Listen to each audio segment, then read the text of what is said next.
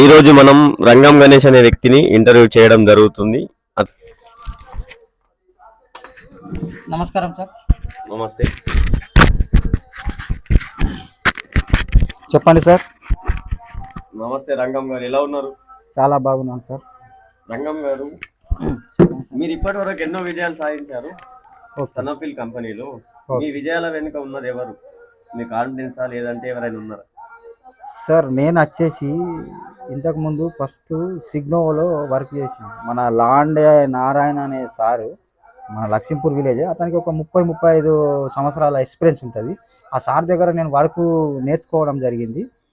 ఆ సార్ ఏం చేసిండంటే నా వర్క్ మంచిగా ఉన్నదని సిగ్నోలో నన్ను జాయిన్ చేయడం జరిగింది. అందులో ఒక 5 years నేను వర్క్ చేయడం జరిగింది. సార్తోని మంచి మంచి పని నేర్చుకోవడం జరిగింది.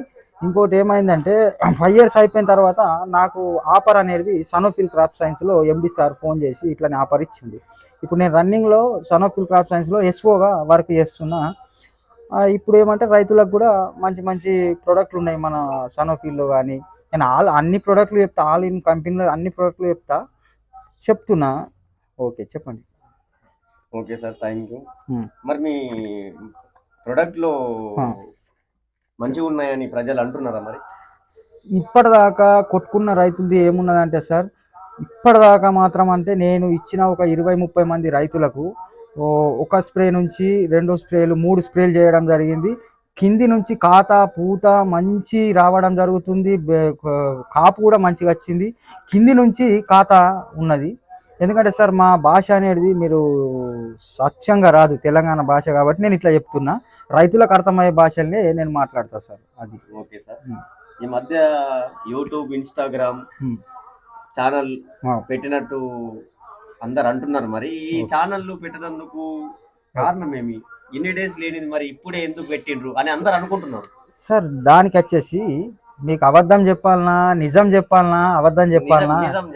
నిజం చెప్పాలంటే ఇన్ని రోజులు చేసిన వర్క్ ఏమైందంటే ఒక 10 మంది 20 మంది 30 మంది దగ్గరికే వెళ్ళింది, రైతుల దగ్గరికి. ఈ యూట్యూబ్ ఛానల్తోని కొన్ని వందల మంది రైతులకు మేలు జరుగుతుందని నేను యూట్యూబ్ ఛానల్లో పెట్టడం జరుగుతుంది వీడియోస్. Okay sir. మీరు పెట్టుకున్న పేర్లోనే ఒక వైబ్రేషన్ ఉంది సార్. అవును, అది రంగము వ్యవసాయ ప్రేమికుడు అని, అది నాకే వచ్చిన ఆలోచన. అసలు కారణం ఏమిటి ఆ పేరు పెట్టుకోవడం? సార్ ఇప్పుడు రంగం అని ఉంది కదా, దాని కింద వ్యవసాయ ప్రేమికుడు అని పెట్టిన. అంటే వ్యవసాయం గురించి నేను అంత ప్రేమిస్తా వ్యవసాయం అన్న నాకు తెలిసింది కాబట్టి నేను పెట్టుకున్నా. వేరే వాళ్ళు ఏమనుకున్నా కూడా పర్వాలేదు దాన్ని. అదే మీరు ఎన్ని సంవత్సరాల నుంచి వర్క్ చేస్తున్నారు కదా, ఇప్పుడే పెట్టేందుకు రీజన్ కారణాలు ఎందుకంటే నేను ఇప్పుడే చెప్పినా నేను మీకు. ఇది ఏదైతే 10 మంది 20 మంది దగ్గరికి వెళ్తున్నదో ఇది కొన్ని వందల మంది దగ్గరికి వెళ్ళాలా, వందల మంది రైతులకు లాభం కావాలా. మనం అక్కడ వెళ్ళి ఏ లోపం ఉన్నది చేనులోకి ఫీల్డ్ చేయండి, నేను మందులు రాసి ఇవ్వడం జరగదు. ఇప్పుడు కూడా నాకు దగ్గర 7-8 ఫోన్లు వచ్చినాయి. సార్ మాకు ఏ మందులో చెప్తారా, మా శనగ ఇట్లుంది, మా మిర్చి ఇట్లుంది అని కూడా ఫోన్లు వచ్చినాయి. మా కాటన్ అంటే అయిపోయింది, పల్లి ఉంటుంది కదా గ్రౌండ్ నెట్, దాని మీద కూడా ఫోన్లు వచ్చినాయి. నేనేమన్నా అంటే విజిట్ చేసిన తర్వాతనే మీకు అక్కడ ఏ లోపం ఉంది, ప్రధాన పోషకాల లోపం ఉందా, సూక్ష్మ పోషకాల లోపం ఉందా, లేకుంటే ద్వితీయ పోషకాల లోపం ఉందా, ఏ లోపం ఉంది, ఇంకా ఫంగిసైడ్ లోపం ఏమైనా ఉందా, అవి చూసి నేను మీకు అలా చిట్టి రాసి ఇవ్వడం జరుగుతుంది. మంచి రిజల్ట్ కనిపిస్తుంది నేను ఇచ్చిన దానికి. ఇంతవరకు ఏ రైతు కూడా నాకు రిజల్ట్ రాలే అని చెప్పాలి.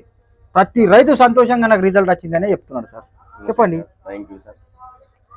మరి ప్రజలకు మీరు ఏం సందేశం ఇవ్వాలనుకుంటున్నారు శనగ గురించి? ఇప్పుడు ప్రజెంట్ శనగ క్రాప్ నడుస్తుంది కదా, దాని మీద మీరు ఇప్పుడు ఏం మందులు వాడాలా, ఏం మందులు వాడితే ఎట్లయితుంది, మరి దాని గురించి మీరు ఏమన్నా చెప్పాలనుకుంటున్నారా? సార్ నేను ఇప్పుడు రైతులకు చెప్పేది ఏమి ఒకటే, నేను వెళ్ళి అక్కడ విజిట్ చేసి ప్రాబ్లం ఏముందో చూసి నేను మందుల చిట్టీలు రాసి ఇవ్వడం జరుగుతుంది. ఇక్కడ చెప్పుమని అంటే నేను ఏం చెప్పాలా నాకు అర్థం కాదు. ఇక్కడ ఏం శనగ లేదు, ఏం లేదు. నేను వెళ్ళి చేను విజిట్ చేసిన తర్వాత ఆ ప్రాబ్లమ్ని చూసి నేను మంచి మందులు రాసి ఇవ్వడం జరుగుతుంది. ఆ మంచి మందులు రాసి ఇవ్వడంతో వాళ్ళు వచ్చి స్ప్రే చేసుకున్న వారం 10 రోజులకు మంచి రిజల్ట్ కనిపిస్తుంది. కానీ అదంటలేండి.